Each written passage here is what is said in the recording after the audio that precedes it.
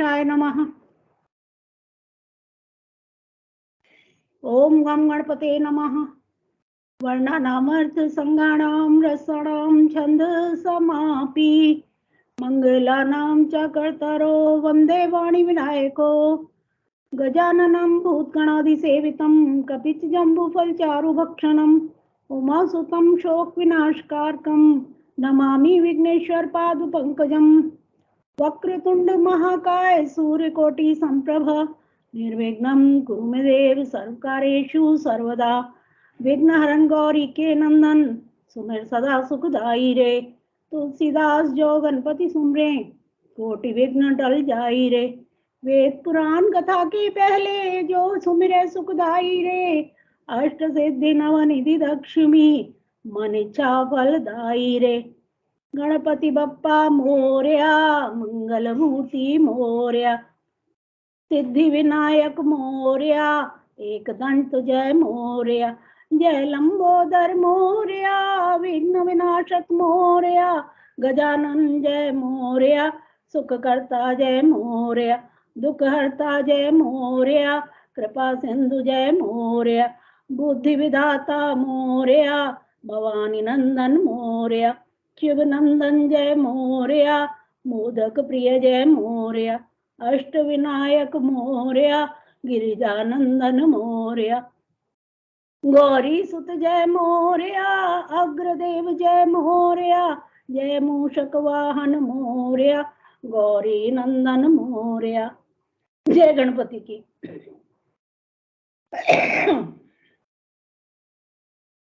बहुत अच्छी आपने गणेश वंदना सुनाई। अब मैं श्री संजीव वशी जी से आग्रह करती हूँ कि वो शिव मानस पूजा आके शिव मानस पूजा का पाठ करें। श्री संजीव वशी जी आइए।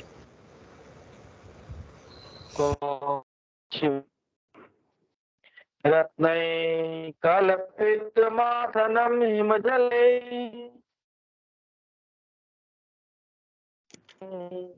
नानारत्नविभूषितं मृगमदा मोदाङ्कितं चन्दनं जाते चम्पकबिल्वपत्ररचितं पुष्पं च धूपं तथा दीपं देवदयानिधे पशुपते हितकल्पितं गृह्यताम् सौवर्णे नवरत्नखण्डरचिते पात्रे घृतं पायसं भक्षं पञ्चविधं पयोदधियुतं रम्भाफलं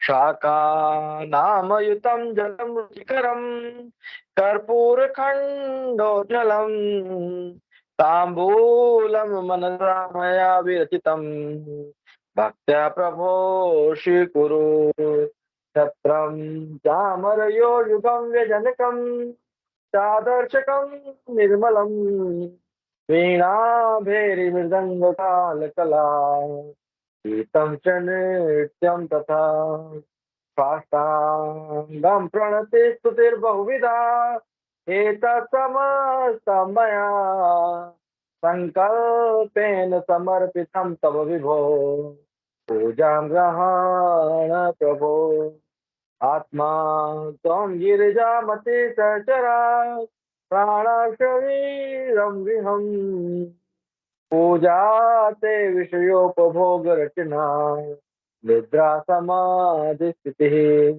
संचारः पदयो प्रदीक्षण विधि स्तोत्राणि सर्वा गिरो यद्यत् कर्म करोमि तत्तदखिलं शम्भो तवाराधनं करचरण कृतं वा कायजं कर्मजं वा श्रवणनयनजं वा मानसं वापराधं विहितं विहितं वा सर्वमेतत् क्षमस्व जय जय करुणाब्दे श्री महादेव शंभु जय जय करुणाब्दे श्री महादेव शंभु जय जय करुणाब्दे श्री महादेव शंभु ओम नमः शिवाय। बहुत बहुत धन्यवाद। आज तो मुझे लग रहा था कैसे 11 बजे जल्दी से आज शिव पुराण पाठ शुरू हो, क्योंकि आज हमारे बीच में एक हमारे गेस्ट हैं जो मेरा प्रिय भजन सुनाने वाले, मैंने ही उनसे रिक्वेस्ट की थी, और दूसरा हनुमान चालीसा और किशोर सर का और देवयानी मैम का सबका वाचन है, तो बहुत अच्छा आज लग रहा था कि जल्दी जल्दी से स्टार्ट हो जाए। तो अब मैं श्रीमती देवयानी पुरी से आग्रह करती हूँ, आए और शिव पुराण पाठ शुरू करें। श्रीमती देवयानी। गणपतये नमः। जय गणपति की। वक्रतुंड महाकाय सूर्यकोटि समप्रभा निर्विघ्नं कुरु मे देव सर्वकारेषु सर्वदा। ओम नमः शिवाय। ओम कैलाशराणा शिव चंद्रमौली फणींद्र माता मुक्ति जलाली कारुण्य सिंधु भव दुःखहारी तुझ वीण शंभो मज कोण तारी तुझ वीण शंभो मज कोण तारी। ओम नमः शिवाय। आज का पाठ शुरू करती हूँ। ऋषि का पर भगवान शिव की कृपा। एक असुर से उसके धर्म की रक्षा करके उसके आश्रम में नंदिकेश नाम से निवास करना और वर्ष में एक दिन गंगा का भी वहां आना। तदनंतर श्री सूत जी ने जब बहुत से शिवलिंगों के कथा प्रसंग सुना दिए, तब ऋषियों ने पूछा, महामते सूत जी, वैशाख शुक्ल सप्तमी के दिन गंगा जी नर्मदा में कैसे आईं? इसका विशेष रूप से वर्णन कीजिए। वहां महादेव जी का नाम नंदिकेश्वर कैसे हुआ? इस बात को भी प्रसन्नता पूर्वक बताइए। सूत जी ने कहा, ऋषियों, एक ब्राह्मणी थी जिसका नाम ऋषिका था। वह किसी ब्राह्मण की पुत्री थी और एक ब्राह्मण को ही विधि पूर्वक ब्याही गई थी। विप्रवरो, यद्यपि वह द्विज पत्नी उत्तम व्रत का पालन करने वाली थी, तथापि अपने पूर्व जन्म के किसी अशुभ कर्म के प्रभाव से बाल वैधव्य को प्राप्त हो गई। तब वह ब्राह्मण पत्नी ब्रह्मचर्य व्रत के पालन में तत्पर हो पार्थिव पूजन पूर्वक अत्यंत कठोर तपस्या करने लगी। उस समय अवसर पाकर मूड नाम से प्रसिद्ध एक दुष्ट और बलवान असुर, जो बड़ा मायावी था, कामपाण से पीड़ित होकर वहां गया। उस अत्यंत सुंदरी कामिनी को तपस्या करती देख वह असुर उसे नाना प्रकार के लोभ दिखाता हुआ उसके साथ संभोग की याचना करने लगा। मुनीश्वरों, परंतु उत्तम व्रत का पालन करने तथा शिव के ध्यान में तत्पर रहने वाली वह साध्वी नारी काम भाव से उस पर दृष्टि न डाल सकी। तपस्या में लगी हुई उस ब्राह्मणी ने उस असुर का सम्मान नहीं किया, क्योंकि वह अत्यंत तपोनिष्ठ और शिव ध्यान परायणा थी।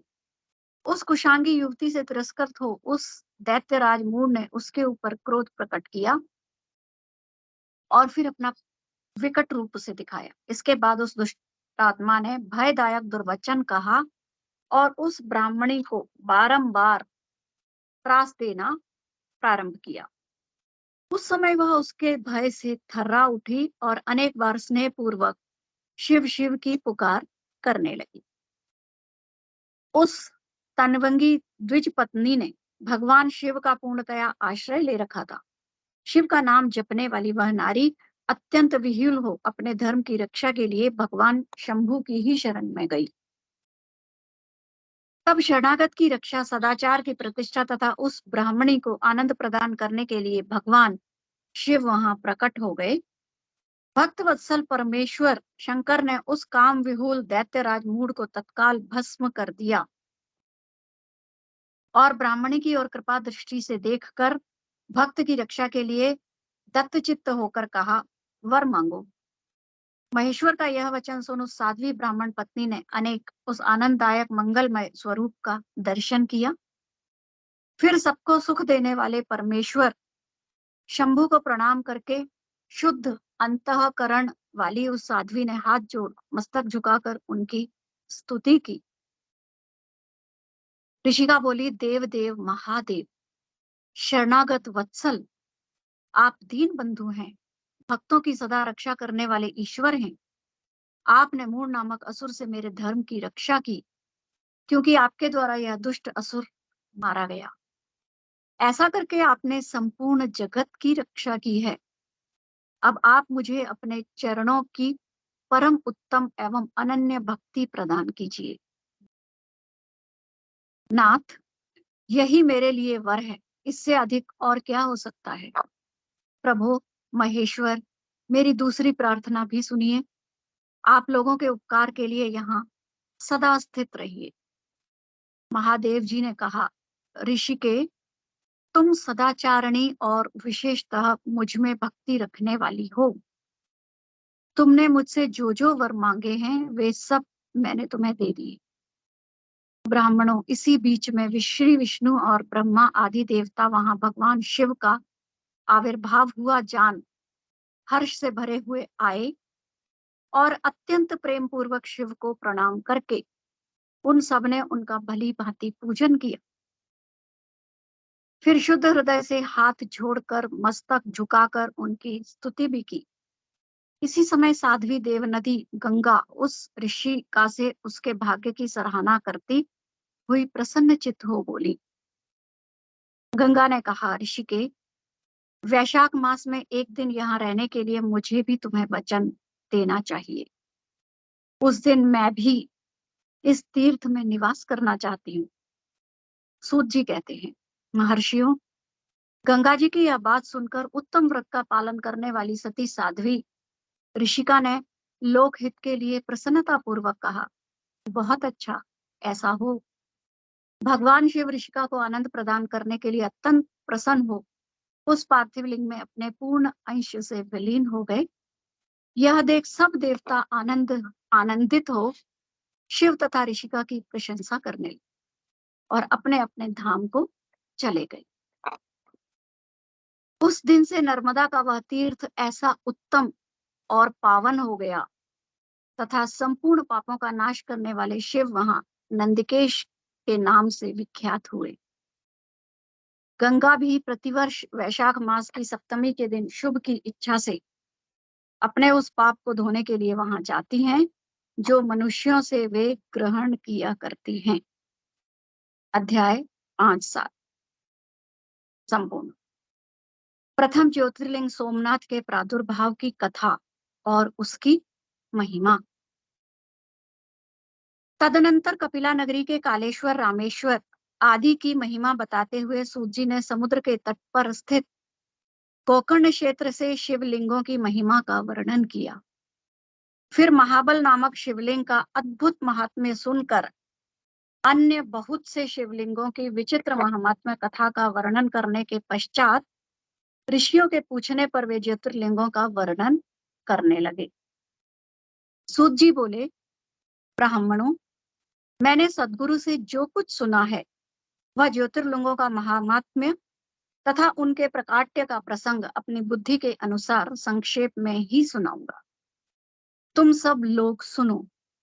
मुने, ज्योतिर्लिंगों में सबसे पहले सोमनाथ का नाम आता है, अतः पहले उन्हीं के महात्म्य को सावधान होकर सुनो। मुनीश्वरों, महामना प्रजापति दक्ष ने अपनी अश्विनी आदि 27 कन्याओं का विवाह चंद्रमा के साथ किया था। चंद्रमा को स्वामी के रूप में पाकर वे दक्ष कन्याएं विशेष शोभा पाने लगी तथा चंद्रमा भी उन्हें पत्नी के रूप में पाकर निरंतर शोभित होने लगे। उन सब पत्नियों में भी जो रोहिणी नाम की पत्नी थी, एकमात्र वही चंद्रमा को जितनी प्रिय थी उतनी दूसरी कोई पत्नी कदापि प्रिय नहीं हुई। इससे दूसरी स्त्रियों को बड़ा दुख हुआ। वे सब अपने पिता की शरण में गई। वहां जाकर उन्होंने जो भी दुख था उसे पिता को निवेदन किया। द्विजो, वह सब सुनकर दक्ष भी दुखी हो गए और चंद्रमा के पास आकर शांतिपूर्वक बोले। दक्ष ने कहा, कलानिधि, तुम निर्मल कुल में उत्पन्न हुए हो। तुम्हारे आश्रय में रहने वाली जितनी स्त्रियां हैं उन सबके प्रति तुम्हारे मन में न्यूनाधिक भाव क्यों है? तुम किसी को अधिक और किसी को कम प्यार क्यों करते हो? अब तक जो किया सो किया, अब आगे फिर कभी विषमतापूर्ण बर्ताव तुम्हें नहीं करना चाहिए, क्योंकि उसे नरक देने वाला बताया गया। सूत जी कहते हैं, ऋषियों, महर्षियों, अपने दामाद चंद्रमा से स्वयं ऐसी प्रार्थना करके प्रजापति दक्ष घर को चले गए। उन्हें पूर्ण निश्चय हो गया था कि अब फिर आगे ऐसा नहीं होगा, पर चंद्रमा ने प्रबल भावी से विवश होकर उनकी बात नहीं मानी। वे रोहिणी में इतने आसक्त हो गए थे कि दूसरी किसी पत्नी का कभी आदर नहीं किया इस बात को सुनकर दक्ष दुखी हुए, फिर स्वयं आकर चंद्रमा को उत्तम नीति से समझाने लगे तथा न्यायोचित बर्ताव के लिए प्रार्थना करने लगे। दक्ष बोले, चंद्रमा सुनो, मैं पहले अनेक बार तुमसे प्रार्थना कर चुका हूं, फिर भी तुमने मेरी बात नहीं मानी, इसलिए आज शाप देता हूं कि तुम्हें क्षय का रोग हो जाए। सूत जी कहते हैं, दक्ष के इतना कहते ही क्षण भर में चंद्रमा क्षय रोग से ग्रस्त हो गए। उनके क्षीण होते ही उस समय सब और महान हाहाकार मच गया। सब देवता और ऋषि कहने लगे कि हाय हाय, अब क्या करना चाहिए, चंद्रमा कैसे ठीक होंगे। मुने, इस प्रकार दुख में पड़कर वे सब लोग विहोल हो गए। चंद्रमा ने इंद्र आदि सब देवताओं का तथा ऋषियों को अपनी अवस्था सूचित की। तब इंद्र आदि देवता तथा वशिष्ठ आदि ऋषि ब्रह्मा जी की शरण में गए।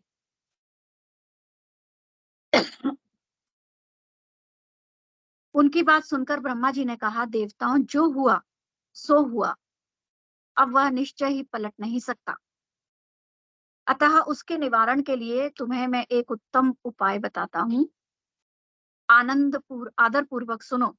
चंद्रमा देवताओं के साथ प्रभास नामक शुभ क्षेत्र में जाएं और वहां मृत्युंजय मंत्र का विधि पूर्वक अनुष्ठान करते हुए भगवान शिव की आराधना करें। अपने सामने शिवलिंग की स्थापना करके वहां चंद्रदेव नित्य तपस्या करें। इससे प्रसन्न होकर शिव उन्हें क्षय रहित कर देंगे। तब देवताओं तथा ऋषियों के कहने से ब्रह्मा जी की आज्ञा के अनुसार चंद्रमा ने वहां 6 महीने तक निरंतर तपस्या की। मृत्युंजय मंत्र से भगवान वृषभध्वज का पूजन किया। 10 करोड़ मंत्र का जप और मृत्युंजय मंत्र का ध्यान करते हुए चंद्रमा वहां स्थिर चित्त होकर लगातार खड़े रहे। उन्हें तपस्या करते देख भक्त वत्सल भगवान शंकर प्रसन्न हो उनके सामने प्रकट हुए और अपने भक्त चंद्रमा से बोले। शंकर जी ने कहा, चंद्रदेव, तुम्हारा कल्याण हो, तुम्हारे मन में जो अभीष्ट हो वह वर मांगो, मैं प्रसन्न हूं, तुम्हें संपूर्ण उत्तम वर प्रदान करूंगा। चंद्रमा बोले, देवेश्वर, यदि आप प्रसन्न हैं तो मेरे लिए क्या असाध्य हो सकता है। तथापि प्रभु शंकर, आप मेरे शरीर के इस क्षय रोग का निवारण कीजिए। मुझसे जो अपराध बन गया हो उसे क्षमा कीजिए। शिवजी ने कहा, चंद्रदेव, एक पक्ष में प्रतिदिन तुम्हारी कला क्षीण हो और दूसरे पक्ष में फिर वह निरंतर पढ़ती रहे। तदनंतर चंद्रमा ने भक्ति भाव से भगवान शंकर की स्तुति की। इससे पहले निराकार होते हुए भगवान शिव फिर साकार हो गए। देवताओं पर प्रसन्न हो उस क्षेत्र के महात्म्य को बढ़ाने तथा चंद्रमा के यश का विस्तार करने के लिए भगवान शंकर उन्हीं के नाम पर वहां सोमेश्वर कहलाए और सोमनाथ के नाम से तीनों लोकों में विख्यात हुए। ब्राह्मणों, सोमनाथ का पूजन करने से वे उपासक के क्षय तथा कोढ़ आदि रोगों का नाश कर देते हैं। ये चंद्रमा धन्य हैं, कृत कृत्य हैं, जिनके नाम से तीनों लोकों के स्वामी साक्षात भगवान शंकर भूतल को पवित्र करते हुए प्रभास क्षेत्र में विद्यमान है। वहीं संपूर्ण देवताओं ने सोमकुंड की भी स्थापना की है, जिसमें शिव और ब्रह्मा का सदा निवास माना जाता है। चंद्रकुंड इस भूतल पर पापनाशन तीर्थ के रूप में प्रसिद्ध है। जो मनुष्य उसमें स्नान करता है वह सब पापों से मुक्त हो जाता है। क्षय आदि जो असाध्य रोग होते हैं वे सब उस कुंड में 6 मास तक स्नान करने से मात्र से नष्ट हो जाते हैं। मनुष्य जिस फल के उद्देश्य से इस उत्तम तीर्थ का सेवन करता है उस फल को सर्वथा प्राप्त कर लेता है, इसमें संशय नहीं है। चंद्रमा निरोग होकर अपना पुराना कार्य संभालने लगे। इस प्रकार मैंने सोमनाथ की उत्पत्ति का सारा प्रसंग सुना दिया। मुनीश्वरों, इस प्रकार सोमेश्वर लिंग का प्रादुर्भाव हुआ है। जो मनुष्य सोमनाथ के प्रादुर्भाव की इस कथा को सुनता अथवा दूसरों को सुनाता है वह संपूर्ण अभिष्ट को पाता और सब पापों से मुक्त हो जाता है। ओम नमः शिवाय। ओम नमः शिवाय। जय गणपति की।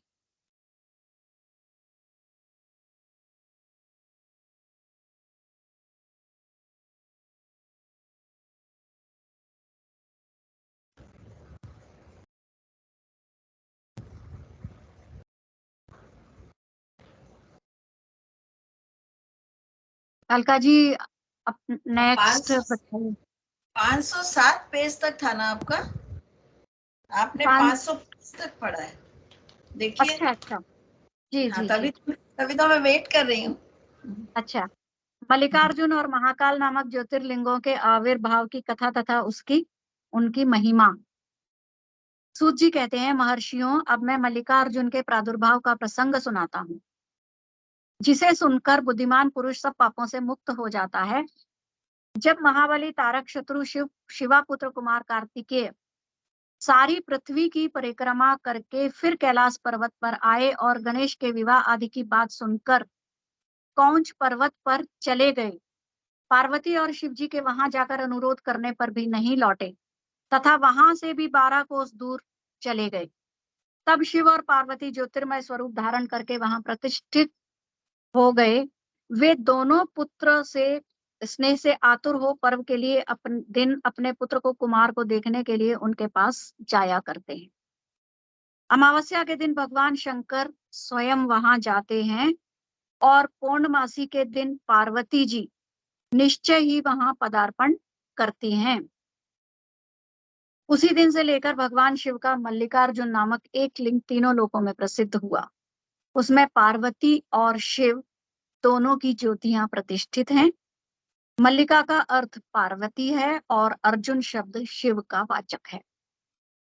उस लिंग का जो दर्शन करता है वह समस्त पापों से मुक्त हो जाता है और संपूर्ण अभीष्ट को प्राप्त कर लेता है, इसमें संशय नहीं है। इस प्रकार मल्लिकार्जुन नामक द्वितीय ज्योतिर्लिंग का वर्णन किया गया, जो दर्शन मात्र से लोगों के लिए सब प्रकार का सुख देने वाला बताया गया है। ऋषियों ने कहा, प्रभु अब आप विशेष कृपा करके तीसरे ज्योतिर्लिंग का वर्णन कीजिए। सूत जी ने कहा, ब्राह्मणों में धन्य हूं, कृतकृत्य हूं, जो आप श्रीमानों का संग मुझे प्राप्त हुआ। साधु पुरुषों का संग निश्चय ही धन्य है।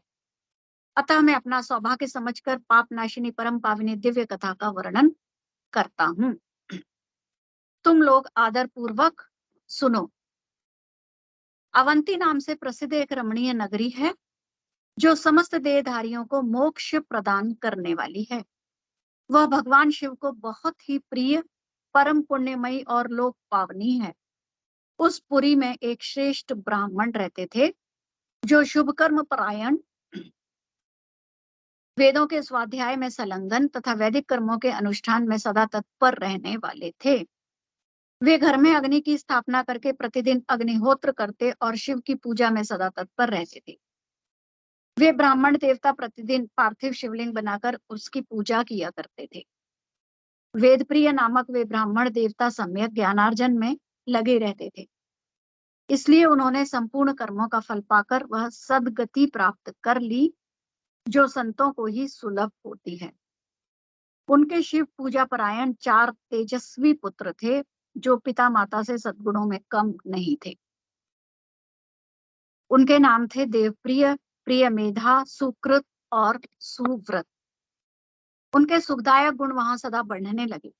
उनके कारण अवंती नगरी ब्रह्म तेज से परिपूर्ण हो गई। उसी समय रत्नमाल पर्वत पर दूषण नामक एक धर्मद्वेषी असुर ने ब्रह्मा जी से वर पाकर वेद धर्म तथा धर्मात्माओं पर आक्रमण किया। अंत में उसने सेना लेकर अवंती उज्जैन के ब्राह्मणों पर भी चढ़ाई कर दी।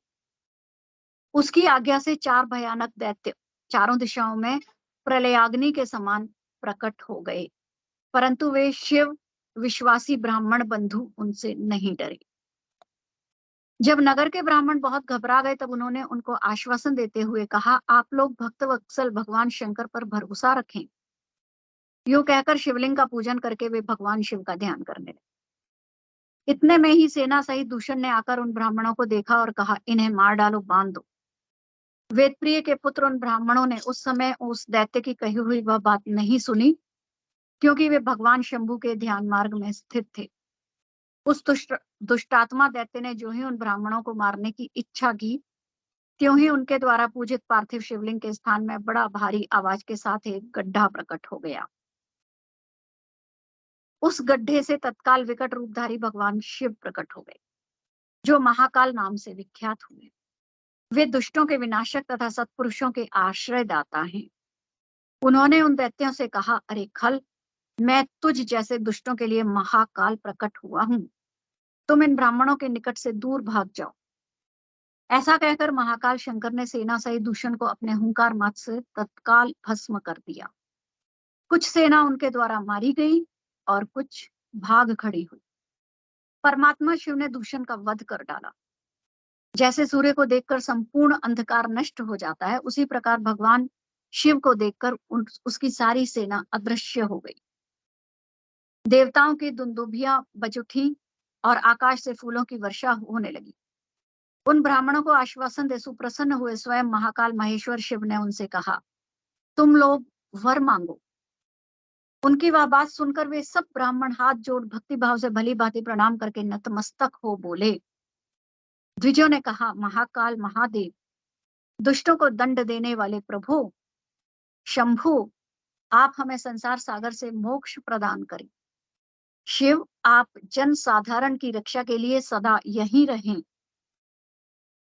प्रभु शंभु, आप दर्शन करने वाले मनुष्यों का आप सदा ही उद्धार करें। सूत जी कहते हैं, महर्षियों, उनके ऐसा कहने पर उन्हें सदगति दे भगवान शिव अपने भक्तों की रक्षा के लिए उस परम सुंदर गड्ढे में स्थित हो गए। वे ब्राह्मण मोक्ष पा गए और वहां चारों ओर की एक एक कोस भूमि लिंग रूपी भगवान शिव का स्थल बन गई। वे शिव भूतल पर महाकालेश्वर के नाम से विख्यात हुए। ब्राह्मणों, उनका दर्शन करने से स्वप्न में भी कोई दुख नहीं होता। जिस जिस कामना को लेकर कोई उस लिंग की उपासना करता है, उसे वह अपना मनोरथ प्राप्त हो जाता है तथा परलोक में मोक्ष भी मिल जाता है। ओम नमः शिवाय। ओम नमः शिवाय। धन्यवाद देवयानी जी, बहुत अच्छा वाचन किया आपने। अब हम लोग 12 ज्योतिर्लिंग की कैसे बने ये सब हम लोग पढ़ रहे हैं आजकल, और क्या उनके सबसे बड़े सोमनाथ, फिर मल्लिकार्जुन, फिर महाकाल कैसे हुए, कैसे और इनका महत्व क्या है, ये सब हम लोग पढ़ रहे हैं।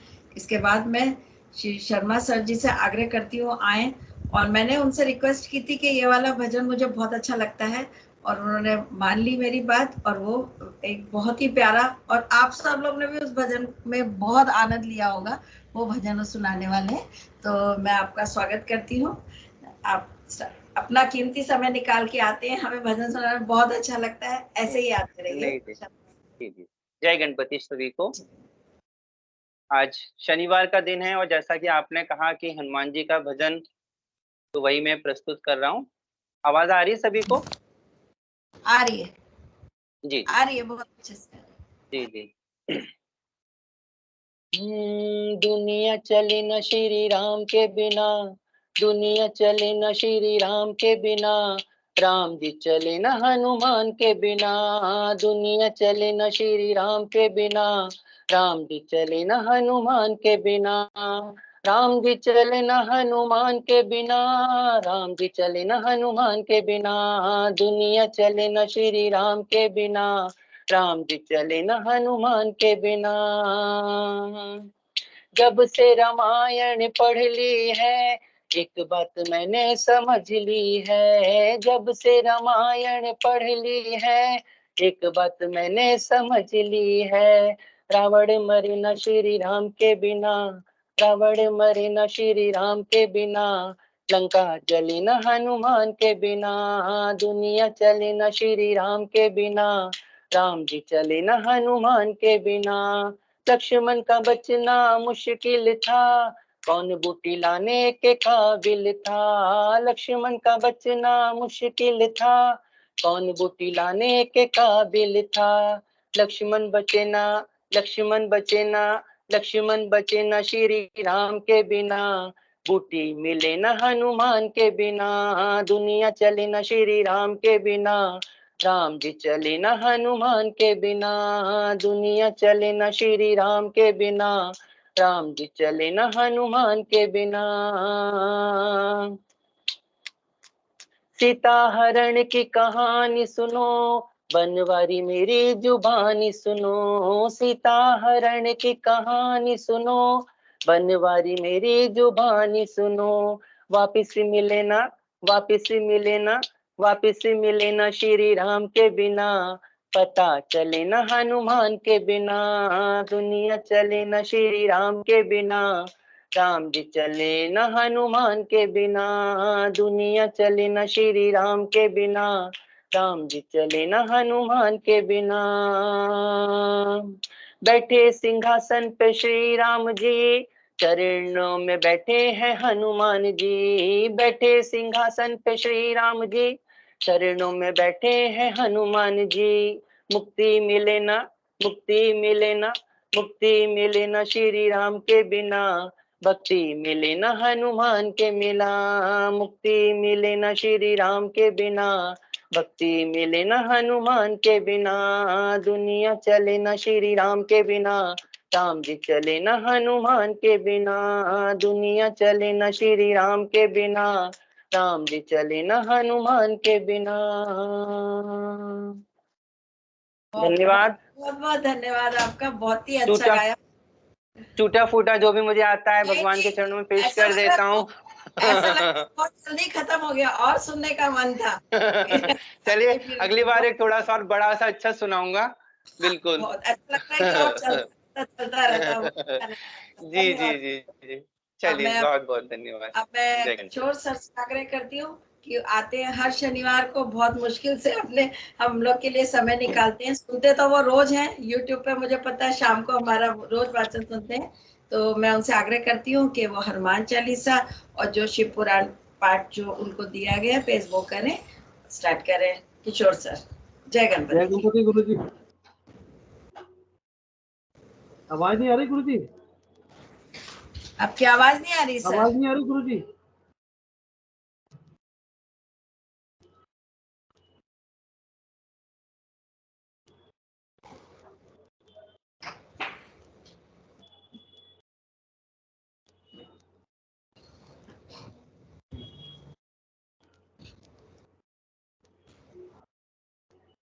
अभी नहीं आई? आ गई। आपकी आवाज नहीं आ रही सर? कर रहे हैं, ठीक कर रहे हैं। गुरु चरण सरोज रज, निज मन मुकर सुधार, बरनउँ रघुवर विमल जसु, जो दायक फल चारि, बुद्धिहीन तनु जानिके, सुमिरो पवन कुमार, बल बुद्धि विद्या देहु मोहि, हरहु कलेश विकार। जय हनुमान ज्ञान गुण सागर, जय कपीश तिहुँ लोक उजागर, राम दूत अतुलित बल धामा, अंजनी पुत्र पवन सुत नाम, महावीर विक्रम बजरंगी, कुमति निवार सुमति के, वरन विराज सुबेसा, कानन कुंडल कुंचित केसा, हाथ वज्र और ध्वजा विराजे, कांधे मूज जनेऊ साज, शंकर सुवन केसरी नंदन, तेज प्रताप महाजगवंदन, विद्यावान गुणियति चातुर, राम काज करिबे को आतुर। प्रभु चरित सुनबे को रसिया, राम लखन सीता मन बसिया, सूक्ष्म रूप धर सियहि दिखावा, विकट रूप धरि लंक जरा, भीम रूप धर असुर सहारे, रामचंद्र जी के काज सवार, लाए संजीवन लखन जियाए, श्री रघुवीर हर्ष उर लाए, रघुपति कीन्ही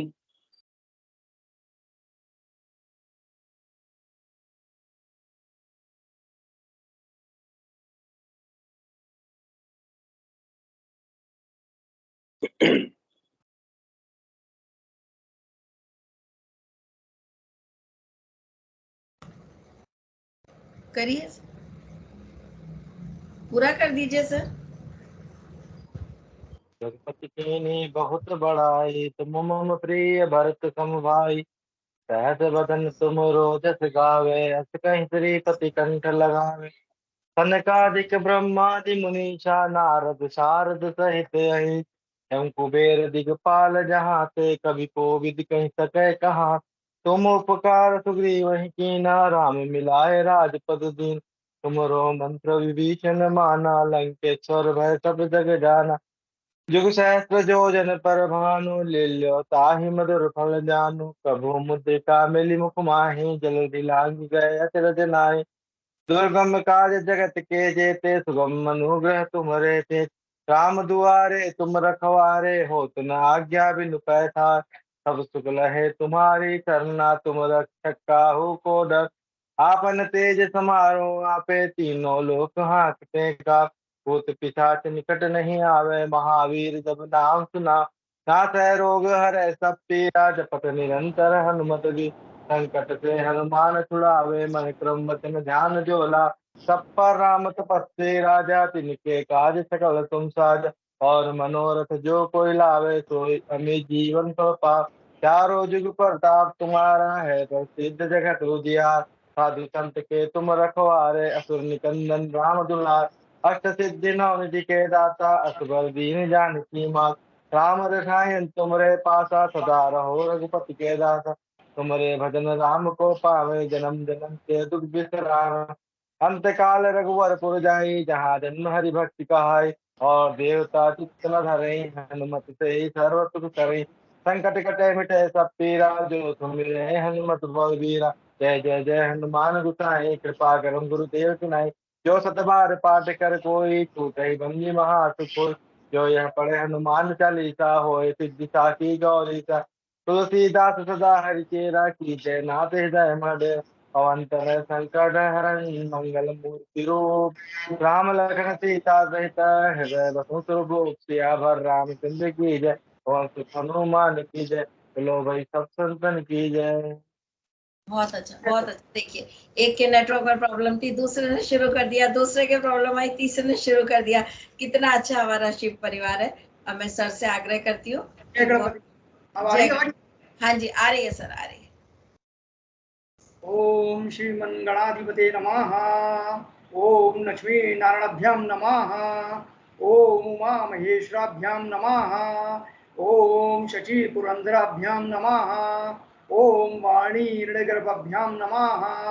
ओम माते पितृ चरण कमलभ्यो नमः। ओम इष्ट देवताभ्यो नमः। ओम कुल देवताभ्यो नमः। ओम ग्राम देवताभ्यो नमः। ओम स्थान देवताभ्यो नमः। ओम वास्तु देवताभ्यो नमः। ओम सर्वभ्यो देवभ्यो नमः। ओम सर्वभ्यो ब्राह्मणभ्यो नमः। ओम सिद्धि बुद्धि सहिता है श्रीमन महागणाधिपते नमः। जय भोलेनाथ। आज शिव पुराण की कथा में, जैसा कि आपने बताया, 12 ज्योतिर्लिंगों के महात्मा की कथा चल रही है। इसी क्रम में आगे की कथा के लिए मैं भगवान भोलेनाथ का स्मरण करते हुए कथा प्रारंभ करता हूँ। महाकाल के महात्मा के प्रसंग में शिव भक्त राजा चंद्रसेन तथा गोप बालक श्रीकर की कथा। सूची कहते हैं, ब्राह्मणों, भक्तों की रक्षा करने वाला महाकाल नामक ज्योतिर्लिंग का महात्मा भक्ति भाव को बढ़ाने वाला है, उसे आदर पूर्वक सुनो।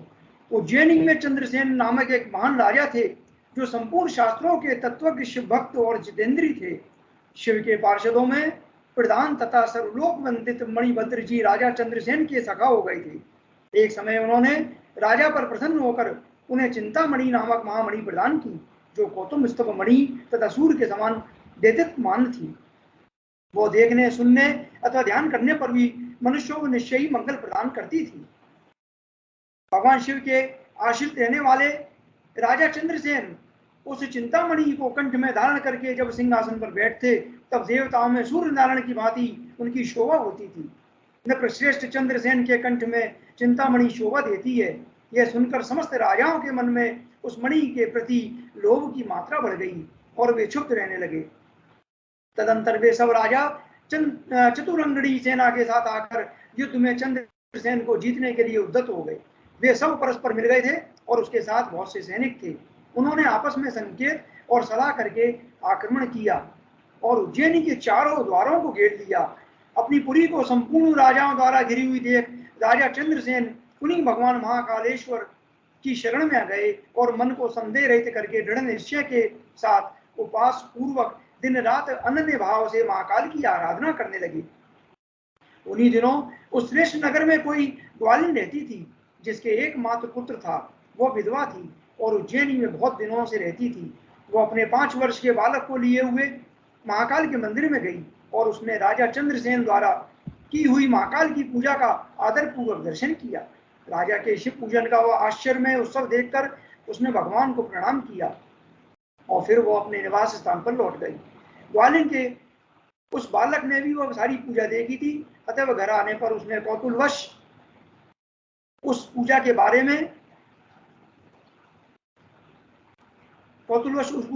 में शिव जी की पूजा करने का विचार किया। एक सुंदर पत्थर लाकर उसे अपने शिविर से थोड़ी दूर पर दूसरे शिविर के एकांत स्थान में रख दिया और उसी को शिवलिंग माना। फिर उसने भक्ति पूर्वक कृत्रिम गंध, अलंकार, वस्त्र, धूप, दीप और अक्षत आदि द्रव्य जुटाकर उनके द्वारा पूजन करके मन कल्पित दिव्य नैवेद्य भी अर्पित किया।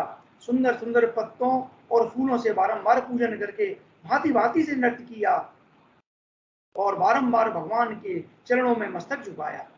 उसी समय ग्वालिन ने भगवान शिव में आसक्तित हुए अपने पुत्र को बड़े प्यार से भोजन के लिए बुलाया, परंतु उसका मन तो भगवान शिव की पूजा में लगा हुआ था।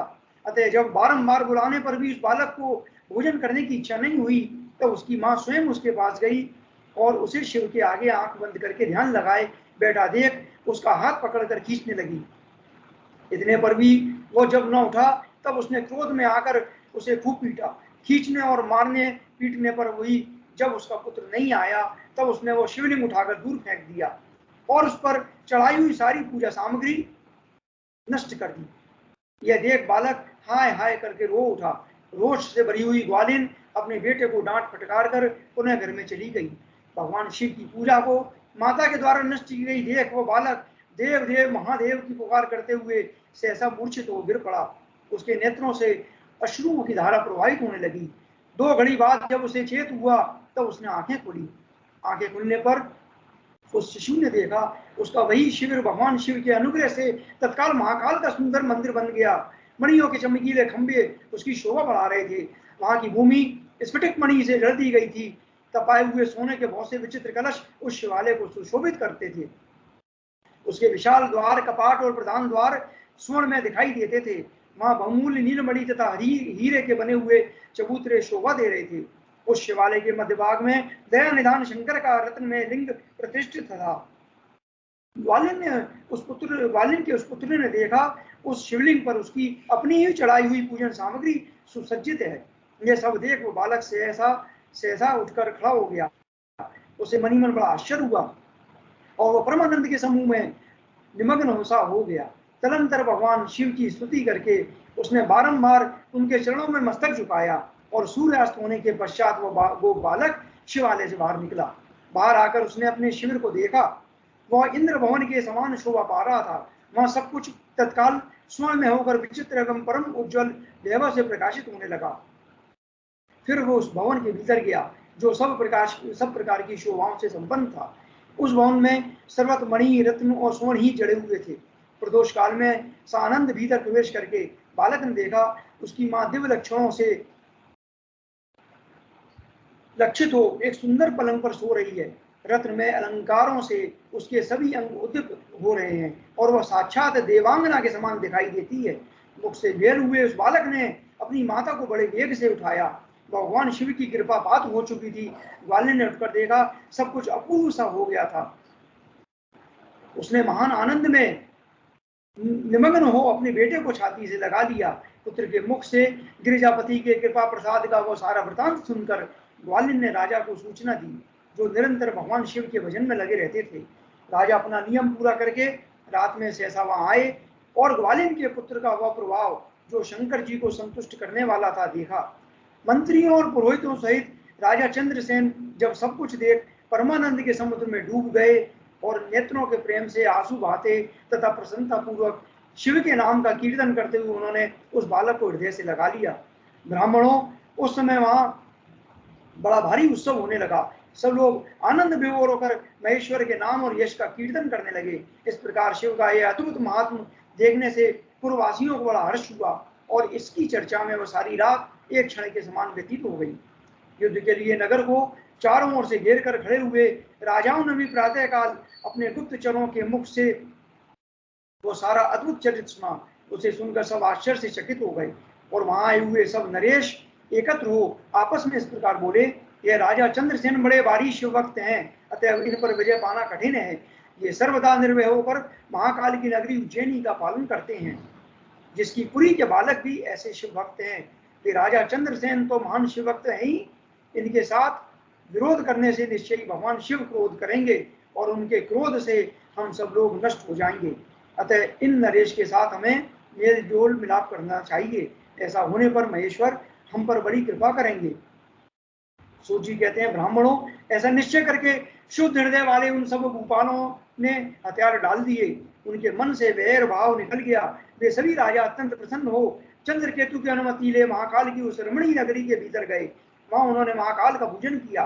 फिर वे सब के सब उस ग्वालिन के महान अपिद्यपूर्ण दिव्य सौभाग्य की भूरी भूरी प्रशंसा करते हुए उनके घर पर गए। वहां राजा चंद्रसेन ने आगे बढ़कर उनका स्वागत सत्कार किया। वे बहुमूल्य आसनों पर बैठे और आश्चर्यचकित आनंदित हुए। गोप बालकों के ऊपर कृपा करने के लिए स्वतः प्रकट हुए शिवालय और शिवलिंग का दर्शन करके उन सब राजाओं ने अपनी उत्तम बुद्धि भगवान शिव के चिंतन में लगाई। तदंतर उन सारे नरेशों ने भगवान शिव की कृपा प्राप्त करने के लिए उस गोप शिशु को बहुत सी वस्तुएं प्रसन्नतापूर्वक भेंट की। संपूर्ण जनपदों में जो बहुसंख्य गोप रहते थे, उन सबका राजा उन्होंने उसी बालक को बना दिया। इसी समय समस्त देवताओं से पूजित परम तेजस्वी वानर राज हनुमान जी वहां प्रकट हुए। उनके आते ही सब राजा बड़े वेग से उठकर खड़े हो गए। उन सब ने भक्ति भाव से विनम्र होकर उन्हें मस्तक झुकाया। राजाओं से पूछे तो वानर राज हनुमान जी उन सबके बीच में बैठे और उस गोप बालक को हृदय से लगाकर उन नरेशों की ओर देखते हुए बोले, राजाओं, तुम सब लोग तथा दूसरे देहधारी भी मेरी बात सुने। इससे तुम लोगों का भला होगा। भगवान शिव के सिवा देहधारियों के लिए दूसरी कोई गति नहीं है। ये बड़े सौभाग्य की बात है कि इस गोप बालक ने शिव की पूजा का दर्शन करके उससे प्रेरणा ली और बिना मंत्र के भी शिव का पूजन करके उन्हें पा लिया। गोप वंश की कीर्ति बढ़ाने वाला यह बालक भगवान शंकर का श्रेष्ठ भक्त है। इस लोक में संपूर्ण भोगों का उपभोग करके अंत में मोक्ष प्राप्त कर लेगा। इसकी वंश परंपरा के अंतर्गत 8वीं पीढ़ी में महायशस्वी नंद उत्पन्न होंगे, जिनके यहाँ साक्षात भगवान नारायण उनके पुत्र रूप से प्रकट हो श्री कृष्ण के नाम से प्रसिद्ध होंगे। आज से है गोप कुमार इस जगत में श्री कर के नाम से विशेष ख्याति प्राप्त करेगा। सूत जी कहते हैं, ब्राह्मणों, ऐसा कहकर अंजनी नंदन शिव स्वरूप वानर राज हनुमान जी ने समस्त राजाओं तथा महाराज चंद्रसेन को भी कृपा दृष्टि से देखा। तदंतर उन्होंने इस बुद्धिमान गोप बालक श्रीकर को बड़ी प्रसन्नता के साथ शिव उपासना के उस आचार व्यवहार का उपदेश दिया जो भगवान शिव को बहुत प्रिय है। उसके बाद परम प्रसन्न हुए हनुमान जी चंद्रसेन और श्रीकर से विदा ले उन सब राजाओं को देखते देखते वहीं अंतर्ध्यान हो गए। वे सब राजा हर्ष में भरकर सम्मानित हो महाराज चंद्रसेन की आज्ञा ले जैसे आए थे वैसे ही लौट गए। महातेजस्वी श्रीकर भी हनुमान जी का उपदेश पाकर धर्मज्ञ ब्राह्मणों के साथ शंकर जी की उपासना करने लगा। महाराज चंद्रसेन और गोप बालक श्रीकर दोनों ही बड़ी प्रसन्नता के साथ महाकाल की सेवा करते थे। उन्हीं की आराधना करके उन दोनों ने परम पद प्राप्त कर लिया। इस प्रकार महाकाल नामक शिवलिंग सत्पुरुषों का आश्रय है। भक्त वत्सल शंकर दुष्ट पुरुषों का सर्वदा हनन करने वाले हैं। यह परम पवित्र रहस्यमय आख्यान कहा गया है जो सब प्रकार का सुख देने वाला है। यह शिव भक्ति को बढ़ाने तथा स्वर्ग की प्राप्ति करने वाला है। अब बिंद की तपस्या, ओंकार में परमेश्वर लिंग के प्रादुर्भाव और उसकी महिमा का वर्णन। जय भोलेनाथ। ऋषियों ने कहा, महाभाग सूत जी, आपने अपने भक्त की रक्षा करने वाले महाकाल नामक शिवलिंग की बड़ी अद्भुत कथा सुनाई है। अब कृपा करके चौथे ज्योतिर्लिंग का परिचय दीजिए। ओंकार तीर्थ में सर्वपातकारी परमेश्वर का जो ज्योतिर्लिंग है उसके आविर्भाव की कथा सुनाइए। सूत जी बोले, महर्षियों, ओंकार तीर्थ में परमेश्वर संज्ञक ज्योतिर्लिंग जिस प्रकार प्रकट हुआ वो बताता हूँ, प्रेम से सुनो। एक समय की बात है, भगवान नारद मुनि गोकर्ण नामक शिव के समीप जा बड़ी भक्ति के साथ उनकी सेवा करने लगे। कुछ काल के बाद में मुनि श्रेष्ठ वहां से गिरिराज विंध्य पर आए और विंध्य ने वहां बड़े आदर के साथ उनका पूजन किया। मेरे यहाँ सब कुछ है, कभी किसी बात की कमी नहीं होती है, इस भाव को मन में लेकर विंध्याचल नारद जी के सामने खड़ा हो गया। उसकी वह अभिमानी बात सुनकर अहंकार नाशक नारद मुनि लंबी सांस खींचकर चुपचाप खड़े रह गए। यह देख विनय विंध्य पर्वत ने पूछा, आपने मेरे यहाँ कौन सी कमी देखी है? आपके इस तरह की लंबी सांस खींचने का क्या कारण है? नारद जी ने कहा, भैया तुम्हारे यहाँ सब कुछ है, फिर भी मेरू पर्वत तुमसे बहुत ऊंचा है, उसके शिखरों का विभाग देवताओं के लोकों में भी पहुंचा हुआ है, किंतु तुम्हारे शिखर का भाग वहां कभी नहीं पहुंच सका है। सूत जी कहते हैं, ऐसा कहकर नारद जी वहां से जिस तरह से आए थे उसी तरह चल दिए, परंतु विंध्य पर्वत मेरे जीवन आदि को धिक्कार है, ऐसा सोचता हुआ मन ही मन संतप्त हो उठा। अच्छा, अब मैं विश्वनाथ भगवान शंभु की आराधना पूर्वक तपस्या करूंगा, ऐसा हार्दिक निश्चय करके वह भगवान शंकर की शरण में गया। तदंतर जहाँ साक्षात ओंकार की स्थिति है वहां प्रसन्नता पूर्वक जाकर उसने शिव की पार्थिव मूर्ति बनाई और 6 मास तक निरंतर शंभु की आराधना करके शिव के ध्यान में तत्पर हो, वो अपनी तपस्या के स्थान से हिला तक नहीं। विंध्याचल की ऐसी तपस्या देखकर पार्वती पति प्रसन्न हो गए। उन्होंने विंध्याचल को अपना वह स्वरूप दिखाया जो योगियों के लिए भी दुर्लभ है। वे प्रसन्न हो उस समय उससे बोले, विंध्य तुम मनोवांछित वर मांगो, मैं भक्तों को अभिष्ट वर देने वाला हूँ और तुम्हारी तपस्या से प्रसन्न हूँ। विंध्य बोला, देवेश्वर शंभो, आप सदा ही भक्तवत्सल हैं, यदि आप मुझ पर प्रसन्न हैं तो मुझे वह अभिष्ट बुद्धि प्रदान कीजिए जो अपने कार्य को सिद्ध करने वाली हो। भगवान शंभु ने उसे वह उत्तम वर दे दिया और कहा, पर्वतराज विंध्य, तुम जैसा चाहो वैसा करो। इसी समय देवता आदि तथा निर्मल अंतःकरण वाले ऋषि वहां आए और शंकर जी की पूजा करके बोले, प्रभु आप यहाँ स्थिर रूप से निवास करें।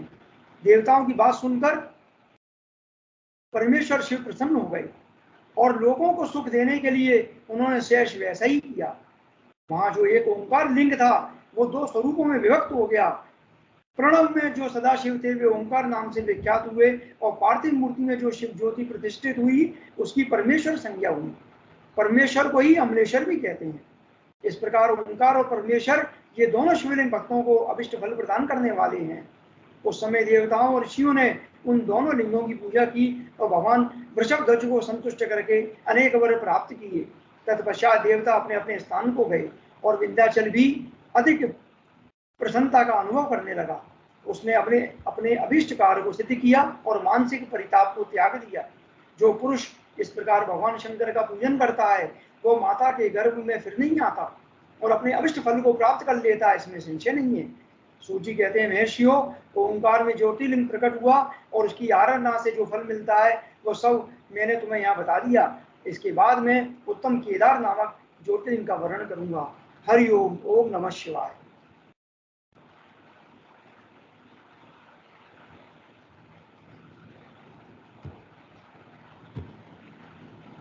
जय भोलेनाथ। सर अब और बहुत बहुत धन्यवाद सर। आप और खुद भी सुना दीजिए। क्या सुनाना है बताइए। जो आपके मन में आए, आपकी आवाज सुननी है बस। मैं तो हनुमान जी का भक्त हूँ, आज हनुमान जी भी प्रकट हुए तो हनुमान चालीसा दोबारा कर लेते हैं। कर लीजिए, बिल्कुल कर लीजिए सर। श्री गुरु चरण सरोज रज निज मल मुकुर सुधार, वर्ण रघुपति विमल जैसे जो दायक फल चार, बुद्धिहीन तनु जान के सुमरो पवन कुमार, बल बुद्धि विद्या देव मोहि हरऊं कलेश विकार।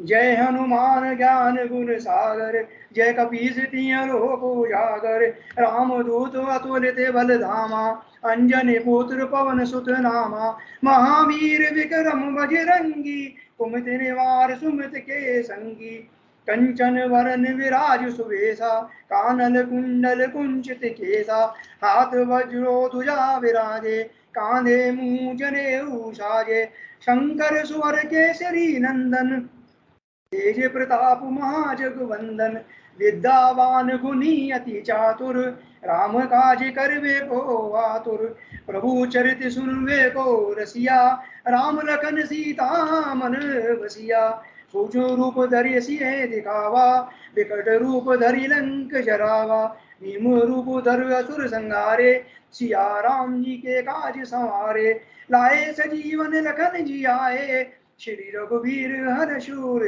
लाए, रघुपत कीनी बहुत बड़ाई, तुम प्रिय भरत संभाई, सहस बदन तुम रोजस गावे, अस कहीं श्रीपति कंठ लगावे, सनकादिक ब्रह्मादि मुनीसा, नारद सारद सहित अईसा, यम कुबेर दिगपाल जहाते, कभी कोविद कहीं सके कहाँ ते, तुम उपकार सुग्रवी कीना, राम मिलाए राजपद दीना, तुमरो मंत्र विभीषण माना, लंकेश्वर भय सब जग जाना, जुग सहस्त्र योजन पर भानु, लीलोताए मधुर फल जानू, प्रभु मुद्रिका मेल मुख माही, जलन लाग गए अचरज नाई, दुर्गम काज जगत के जेते, सुगम अनुग्रह तुम रे तेते, राम द्वारे तुम रखवारे, होत न आज्ञा बिन पैसारे, सब सुख ले तुम्हारी सरना, तुम रक्षक काहू को डरना,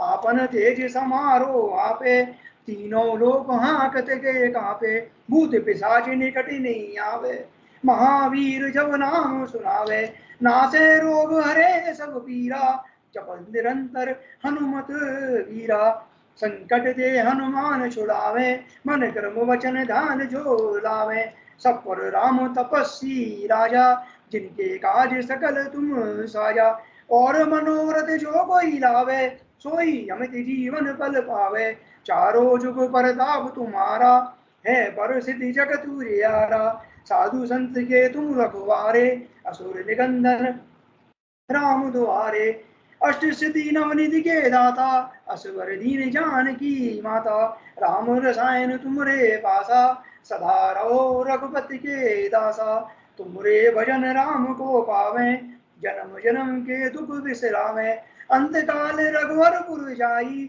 जहाँ जन्म हरि भक्त कहाई, और देवता चित्त न धरई, हनुमंत से ही सर्व सुख करई, संकट कटे मिटे सब पीरा, जो सुमरे हनुमत बलवीरा, जय जय जय हनुमान गुसाई, कृपा करम गुरुदेव की नाई, जो शतवार पाठ कर जोई, छूटे बंदी मास कोई, जो है पढ़े हनुमान चालीसा, होए सिद्धि साखें गोरसिया, तुलसीदास सदा रे चेरा, कीजे नाथ हृदय मम देरा, पवन त्रय संकट हरन मंगल मूर्ति रूप, राम लखन सीता सहित हृदय बसई सुरभूप, सियावर रामचंद्र की जय, पवन सुत हनुमान की जय।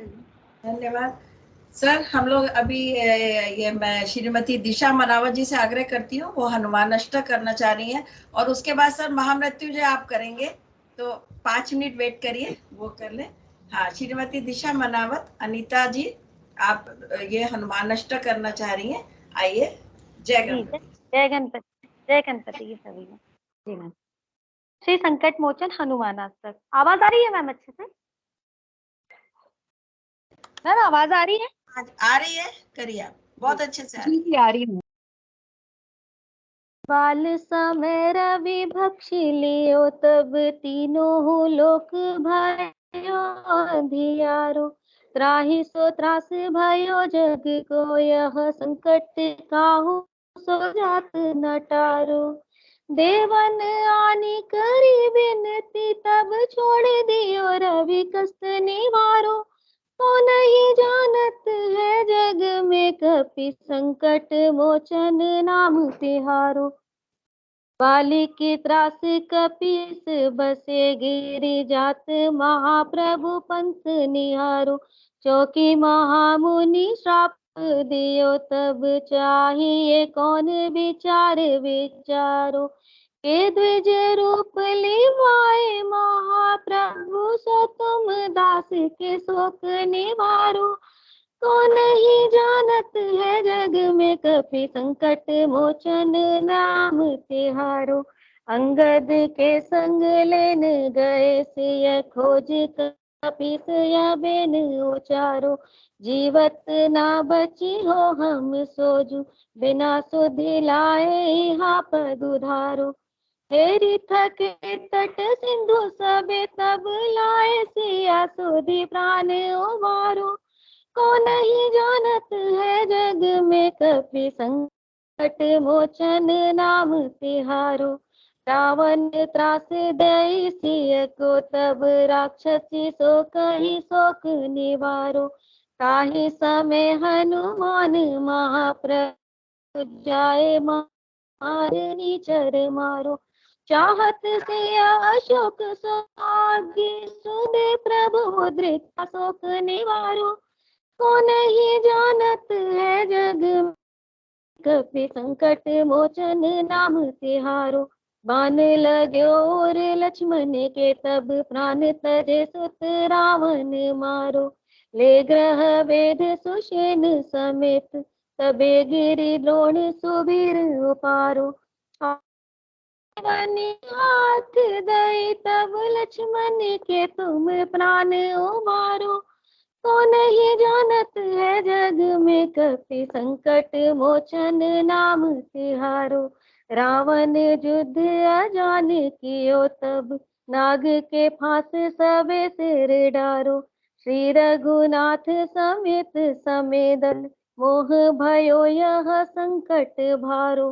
आनि खगेश सबे हनुमान जो बंधन काटि सूत्रास निवारो। को नहीं जानत है जग में कपि संकट मोचन नाम तिहारो। बंधु समेत जबे अहि रावण ले रघुनाथ पाताल सिधारो। देवहि पूजी भली विधि सो बलि देव सबे मिली मंत्र विचारो। जाय सहाय भयो तब ही अहि रावण सैन्य समेत सहारो। को नहीं जानत है जग में कपि संकट मोचन नाम तिहारो। काज किए बड़े देवन के तुम वीर महाप्रभु देखी विचारो। कौन सो संकट मोर गरीब को जो तुम सो नहीं जात है टारो। बेगी हरो हनुमान महाप्रभु जो कछु संकट होए हमारो।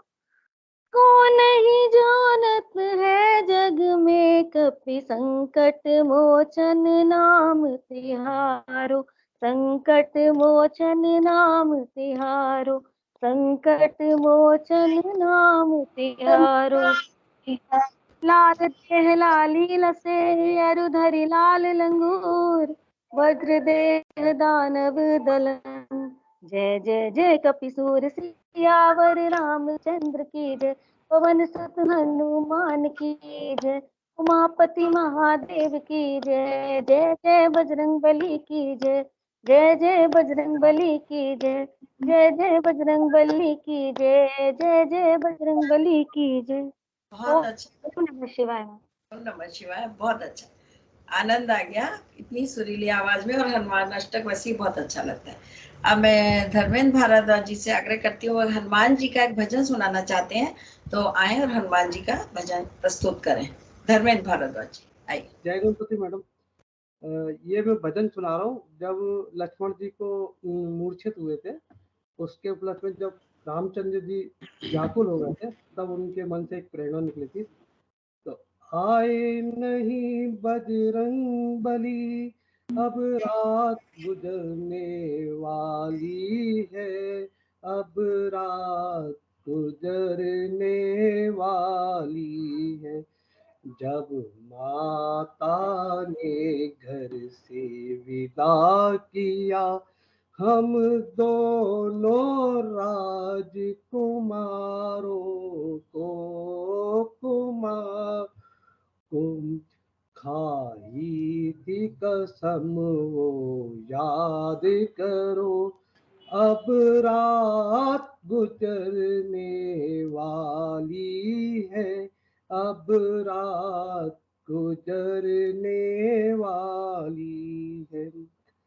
सीता का दुखड़ा भूला नहीं, सीता का दुखड़ा भूला नहीं, अब तुम क्यों मुखड़ा मोड़ चले, मोड़ चले।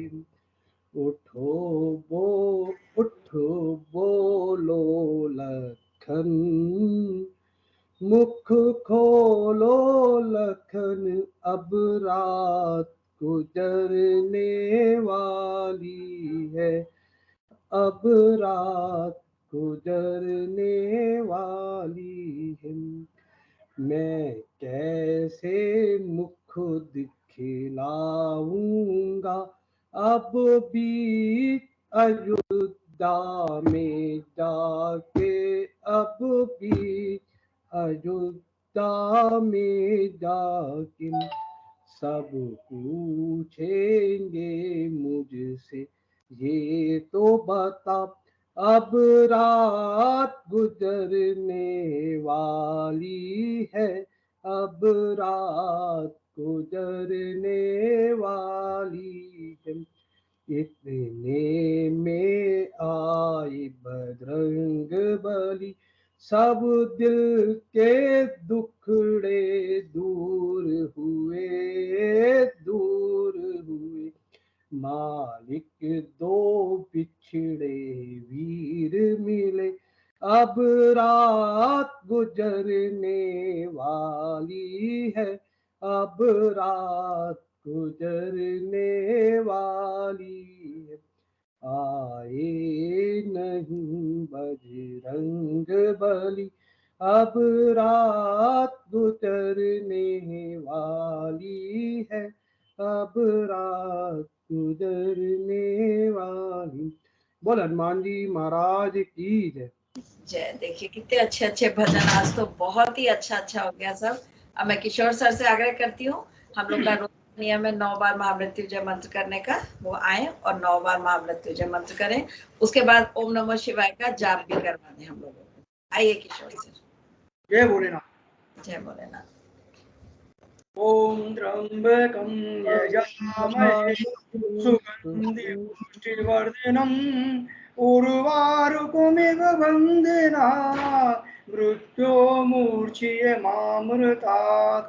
ॐ त्र्यंबकं यजामहे सुगन्धिं पुष्टिवर्धनम् उर्वारुकमिव बन्धनात् मृत्योर्मुक्षीयमामृतात्।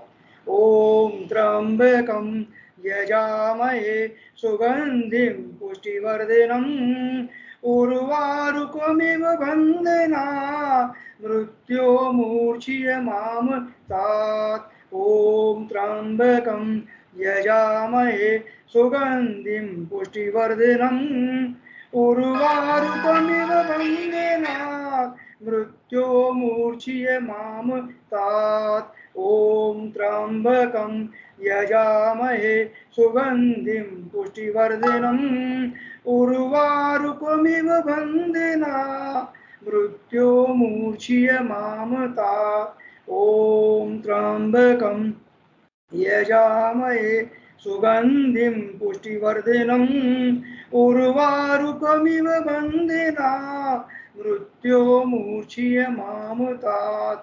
ॐ त्र्यंबकं यजामहे सुगन्धिं पुष्टिवर्धनम् उर्वारुकमिव बन्धनात् मृत्योर्मुक्षीयमामृतात्। ॐ त्र्यंबकं यजामहे सुगन्धिं पुष्टिवर्धनम् उर्वारुकमिव बन्धनात् मृत्योर्मुक्षीयमामृतात्। ॐ त्र्यंबकं यजामहे सुगन्धिं पुष्टिवर्धनम् उर्वारुकमिव बन्धनात् मृत्योर्मुक्षीयमामृतात्। जय भोलेनाथ। ओम नमः शिवाय। ओम नमः शिवाय। ओम नमः शिवाय। ओम नमः शिवाय।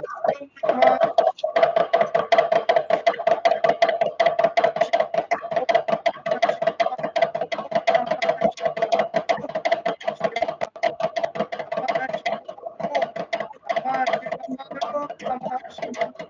नमः शिवाय ओम नमः शिवाय ओम नमः शिवाय ओम नमः शिवाय। हर हर शिव शंभू। बोलो शंकर भगवान की जय। बोलो आज के आनंद की जय। शिवाय नमः शिवाय ओम नमः शिवाय नमः शिवाय ओम नमः शिवाय ओम नमः शिवाय ओम नमः शिवाय नमः शिवाय ओम नमः शिवाय ओम नमः शिवाय ओम नमः शिवाय ओम नमः शिवाय ओम नमः शिवाय ओम नमः शिवाय ओम नमः शिवाय ओम नमः शिवाय ओम नमः शिवाय ओम नमः शिवाय ओम नमः शिवाय ओम नमः शिवाय ओम नमः शिवाय नमः शिवाय ओम नमः शिवाय ओम नमः शिवाय ओम नमः शिवाय ओम नमः शिवाय ओम नमः शिवाय ओम नमः शिवाय ओम नमः शिवाय नमः शिवाय ओम नमः शिवाय। आज का ये ओम नमः शिवाय हमने किया। अब इसके बाद में हे बोले बाबा, आज के इस पाठ में, श्रवण में, वाचन में, भाव में, श्रद्धा में, भक्ति में हम भक्तों से कुछ भी गलती हुई हो तो बोले बाबा हमें माफ करना और हम सब भक्तों पे अपनी कृपा दृष्टि बनाए रखना। काल हर, कष्ट हर, संकट हर, कंटक हर, विश्व का कल्याण कर। हर हर महादेव, हर हर महादेव। आज के हर हर महादेव। आज के आनंद की जय जय जय जय। सबको नमस्कार। जय। कल मिलते हैं इसी समय 11 बजे। जय नमः शिवाय। जय गणपति। जय गणपति। जय गणपति की। जय गणपति।